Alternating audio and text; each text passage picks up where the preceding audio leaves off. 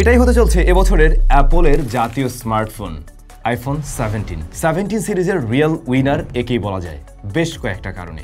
Previous জেনারেশনগুলোর সাথে যদি compare করে দেখেন, ওদের যে বেস ভ্যারিয়েন্টের বা একদম বেস যে মডেলটা ছিল সেই জায়গা থেকে অনেক বড় রকমের আপগ্রেড নিয়ে আসছে কিন্তু আইফোন 17, যার দাম সেই আগের মতোই আছে, দাম বাড়েনি, কিন্তু স্পেক ওয়াইজ আগের চাইতে অনেক বেশি কিছু অফার করতে যাচ্ছে। লাইক আপনি জাস্ট আইফোন 16-এর সাথে যদি কম্পেয়ার করেন তাহলে এখানে অনেক বড় রকমের আপগ্রেড দেখবেন। যে বিষয়গুলো নিয়ে গত বছর আমরা হাসাহাসি করছিলাম সেই বিষয়গুলোই কিন্তু আইফোন এবারে এখানে দিয়ে দিয়েছে, বাট তাতে করে দাম বাড়েনি। হ্যাঁ, এমনিতে আইফোন বা অ্যাপলের যে কোনো ডিভাইসের দাম অনেক বেশি থাকে, এটা আমরা জানি, তো সেই জায়গায় আমরা হাত দিচ্ছি না। কিন্তু যদি আমরা লাস্ট ইয়ার বা প্রিভিয়াস জেনারেশনগুলোর সাথে কম্পেয়ার করে বলতে যাই তাহলে স্পেক ওয়াইজ অনেক বড় চেঞ্জেস নিয়ে আসছে কিন্তু এবারের আইফোন 17, এবং আমার মনে হয় প্রচুর পরিমাণে সেল হবে এই ডিভাইসটা। অনেকেই রয়েছেন যারা কিনা কম্প্যাক্ট সাইজের একটা ডিভাইস কিনতে চান, হাতের মধ্যে এমন একটা ডিভাইস থাকুক যেটা খুব বেশি বড় নয় বাট শক্তিশালী, সেটা ক্যামেরা বলেন, পারফরমেন্স ওয়াইজ বলেন, সব কিছু মিলে সেই জিনিসটা বোধহয় ফুলফিল করতে চলছে এবারের আইফোন 17। আইফোন 17 আমাদের কাছে পাঠিয়েছিল কিন্তু রিও ইন্টারন্যাশনালের 17 সিরিজের স্মার্টফোনগুলো অ্যাভেলেবেল রয়েছে রাইট নাও, এমনকি এই 17 আপনারা পেয়ে যাবেন। বর্তমান সময়ে দাম তো আসলে আনস্টেবল, আপনারা জানেন। এইটার কারেন্ট প্রাইসটা আমি ভিডিও ডেসক্রিপশনে লিখে দিচ্ছি, বাট আমি এখানে এসেও বলবো আপনারা কয়েকদিন পরে কিনুন। দাম ডে বাই ডে কমতে শুরু করছে এবং প্রতিদিন এই 2-4 হাজার করে কমছে, সুতরাং দাম কমবে। এবং এটা যখন কিনা ওই যে লাইক 16 যে প্রাইসে আমরা মানে স্টেবল জায়গায় আসতে দেখেছি, সেরকম জায়গায় স্টেবল জায়গায় যদি চলে আসে তখন কিন্তু এটা খুব দারুণ একটা প্যাকেজ হতে চলছে। এনিওয়ে, রিও ইন্টারন্যাশনালের যাবতীয় ইনফরমেশন ভিডিও ডেসক্রিপশনে মেনশন করা আছে, সেখান থেকে দেখে নেবেন। আর ওরা কিন্তু অ্যাপলের 1 ইয়ার যে অফিসিয়াল ওয়ারেন্টি রয়েছে সেটাও প্রোভাইড করছে। বক্স ভাই ওই অ্যাজ ইউজুয়াল অন্য সবার মতোই, মানে বড় ভাইদের মতোই ওই স্লিম বক্স, চার্জার তো থাকে না, বাট বক্সের সাইজ একটু ছোট, যেখানে কেবল রয়েছে, স্মার্টফোনটি রয়েছে। এই কালারটা কিন্তু আমার কাছে খুব ভালো লাগছে। রিয়ার প্যানেলটা দেখে আপনার দেখতে, মানে এটা তো গ্লাস আসলে, বাট দেখে মনে হবে কি জিনিসটা একটু সফট টাইপের বোধ হয়, মানে ধরলে, মানে জাস্ট দেখে মনে হয় যে আমি ধরলে সফট ফিল পাবো, বাট আসলে গ্লাস ফ্রস্টেড, যার ফলে এরপরে কোনো ধরনের ফিঙ্গারপ্রিন্ট বা স্মাচেস আসলে বসে না। জাস্ট এই ক্যামেরা ইয়াটা কি বলে, লোগোর যে জায়গাটা, এই লোগোর উপরে হালকা পাতলা বসতে পারে, ক্যামেরার গ্লাসে বসে, এছাড়া বসে না আর কি। এবং ডিজাইনের ক্ষেত্রে 16-এর সাথে হুবহুই মিল রাখে বলা যায়, সেই জায়গায় আপনি তেমন কোনো পরিবর্তন দেখবেন না, প্রায় মিলে যায় আর কি। হঠাৎ করে নোটিস করতে একটু সমস্যা হতে পারে যদি কালার ভ্যারিয়েন্টগুলো ভালোভাবে খেয়াল না করা হয় আর কি। বাট সামনের ডিসপ্লেতে ভালো প্রোটেকশন রয়েছে। ওদের প্রত্যেকটা ডিভাইসে কিন্তু ওরা সিরামিক শিল্ড 2 ব্যবহার করছে। সিরামিক শিল্ড 2 প্রিভিয়াস জেনারেশন থেকে, মানে ওদের যে শিল্ড 1 যেটা, ওটার চাইতে কিন্তু কিছুটা বেটার। আগের ফোনগুলোতে আমরা মাইক্রো স্ক্র্যাচ পেতাম কিছুদিন পরে গিয়ে, বাট এবারের ফোন তো ওই যে আমার কাছে এয়ার রয়েছে, তারপর প্রো ম্যাক্সটাও আছে বেশ কিছুদিন আগে থেকেই, বাট এই ফোনগুলোতে আমি কোনো ধরনের মাইক্রো স্ক্র্যাচ এখনও আসতে দেখিনি। আমি পার্সোনালি যে ইয়েটা ব্যবহার করি, আইফোন 16 প্রো ম্যাক্সটা এতদিন ব্যবহার করছিলাম, ওইটাতে কিন্তু আমি হালকা পাতলা মাইক্রো স্ক্র্যাচ পড়াই ফেলছিলাম, মানে রিভিউ টাইমেই। বাট এই ফোনগুলোতে এখন পর্যন্ত কোনো ধরনের মাইক্রো স্ক্র্যাচ আমি পাইনি। ব্যাক প্যানেল গ্লাস এবং বডি ফ্রেমটাতে অ্যালুমিনিয়াম রয়েছে। অ্যালুমিনিয়াম বিল্ড হওয়ার ফলে ফোনটার ওজন যে খুব বেশি হয়েছে এমন নয়, 177 গ্রামের মতো ওজন রয়েছে এর। আর এটাতেও কিন্তু IP68 এর রেটিং রয়েছে। ফোনটার ডিসপ্লের সাইজ হচ্ছে গিয়ে 6.3 ইঞ্চ। এই সাইজটা অনেকের কাছে খুবই ভালো লাগে। আর এই ডিসপ্লেতে আমরা দেখতে পাই ওই যে ওদের ডাইনামিক আইল্যান্ড। এখন হয়েছে কি, ডাইনামিক আইল্যান্ডের যে জায়গাটা, এটা কিন্তু বেশ বড় সড়ো, বড় ভাইদের মতোই বড়, বাট এই ফোনের স্ক্রিন তো তুলনামূলকভাবে ছোট, যে কারণে এটা আসলে এই ছোট ডিসপ্লেতে একটু বেশি চোখে লাগে। হয়তোবা সেটা আপনারা ওই 16-এও খেয়াল করছিলেন, এখানেও সেই ব্যাপারটা লক্ষ্য করবেন। কিন্তু মজা পাবেন কোথায় জানেন, হাই রিফ্রেশেড অ্যাড হয়েছে, যেখানে আমরা 16-এ কিন্তু হাই রিফ্রেশেড পাইনি, যেটা 60 হার্টজের ছিল। এখানে 120 হার্টজ পর্যন্ত প্রমোশন রয়েছে, আদর করে অ্যাপল ডাকে আর কি। তো আপনি একদম 120 হার্টজ পর্যন্ত হাই রিফ্রেশেড পাবেন এবং সুপার স্মুথ একটা ডিসপ্লে।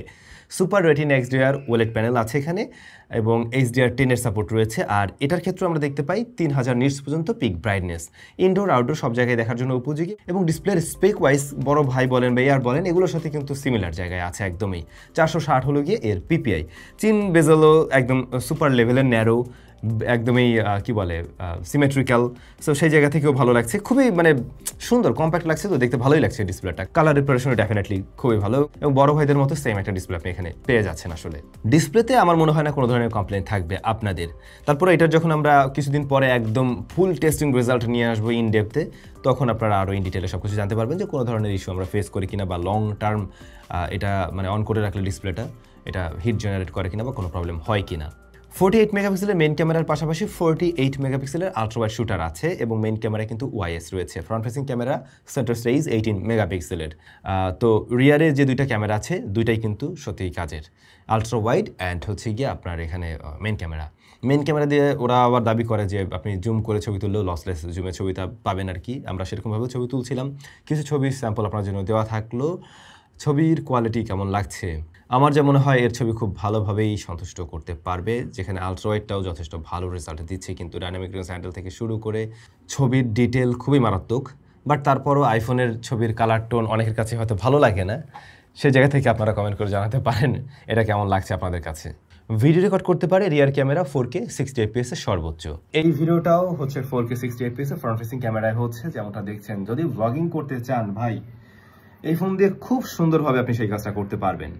কম দামেই আইফোনের সুন্দর ভিডিও আপনি পেয়ে যাচ্ছেন। কম দাম মিন্স বড় ভাইদের সাথে কম্পেয়ার করে বলছি, মানে কম দাম একদম এমন না।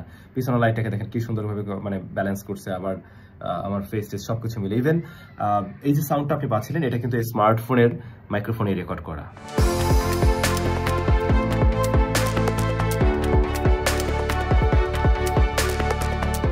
সো ক্যামেরা ডিপার্টমেন্টে আমার মনে হয় না হতাশ হবেন। ইভেন পোর্ট্রেট মোডও আছে, ডেডিকেটেড ডেপথ সেন্সর না থাকা সত্ত্বেও আপনারা পোর্ট্রেটে ছবি তুলতে পারবেন। এমনকি পোর্ট্রেটের ক্ষেত্রে আমরা কিন্তু এখানে 1x 2x পর্যন্ত পেয়ে যাচ্ছি। SoC হিসাবে অ্যাপল A19 রয়েছে, যা 6 কোর CPU এবং 5 কোর GPU দিয়ে এসছে।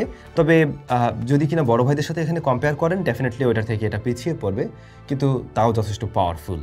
আন্তঃ স্কোর আপনারা দেখছেন, হ্যাঁ ফোনটা হালকা ওয়ার্ম হচ্ছিল যখন কিনা আমরা আন্তঃ স্কোর চেক করছিলাম বা একটু প্রেশার দিচ্ছিলাম। ক্যামেরা বেশ কিছুক্ষণের জন্য অন করে রাখা হচ্ছিল, হালকা ওয়ার্ম হয়। তবে বাকি দুইটা ডিভাইসের ক্ষেত্রে আমরা দেখছিলাম একটু হ্যাং করছিল, হালকা স্ট্যাটার পেয়েছিলাম। ওই সমস্যা কিন্তু এটাতে আমি পাইনি এখনও।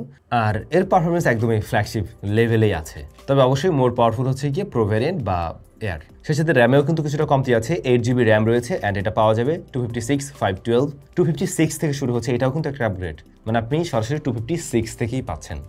সুতরাং স্টোরেজ নিয়ে যাদের 128GB ঝামেলা হতো, ওই ঝামেলাটা হচ্ছে না। সো কি বলা যায়, সেম দামে আপনি 256GB ভ্যারিয়েন্ট পেয়ে যাচ্ছেন। সুতরাং আগের থেকে বেশি কিছু একই দামে। তবে ব্যাটারিটা নিয়ে একটু চিন্তিত থাকতে পারেন, কারণ 3692 mAh এর ব্যাটারি রয়েছে। বাট হ্যাঁ, ইমপ্রুভমেন্ট আসছে হচ্ছে গিয়ে ওয়্যারলেস চার্জিংয়ে। আপনি এই ফোনটাকেও 25 ওয়াটে চার্জ করতে পারবেন ওয়্যারলেসলি। সো সেই জায়গাটা ঠিক আছে, কিন্তু এই ব্যাটারির ব্যাকআপ আসলে মানে টেনে টুনে একদিন চালাতে পারবেন বলে আশা করা যায়। তবে বলা যাবে না এরকম যে একদিন প্লাস প্লাস সুন্দরভাবে চালাতে পারবেন, একদিন হয়তো বা ঠিকঠাকভাবে চালাতে পারবেন। দেখা যাক, আমরা বিভিন্নভাবে টেস্ট করে দেখবো। এই মানে যেহেতু কম্প্যাক্ট ফোন, ব্যাটারিও অল্প, সুতরাং কয়েকটা ভাবে আসলে চেক করে দেখতে হবে ব্যাটারির অবস্থা কী। হেভি ইউজার, নর্মাল ইউজার, এভাবে করে চেক করে দেখে হয়তো বলা যাবে, যে জন্য আমাদের একটু সময় লাগবে। আমরা আশা করছি আগামী মোটামুটি 20-25 দিনের মাঝে এর রিভিউ নিয়ে আসবো, একদম মানে ইনডেপথে টেস্টিং রেজাল্টগুলো সহ।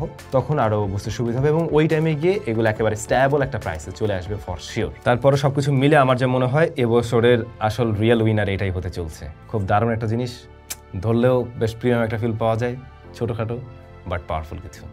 কেমন লাগছে আপনাদের কাছে 17? কমেন্ট করে জানাবেন। সবাই ভালো থাকবেন, দেখা হচ্ছে স্যামসাংয়ের নতুন ভিডিওতে।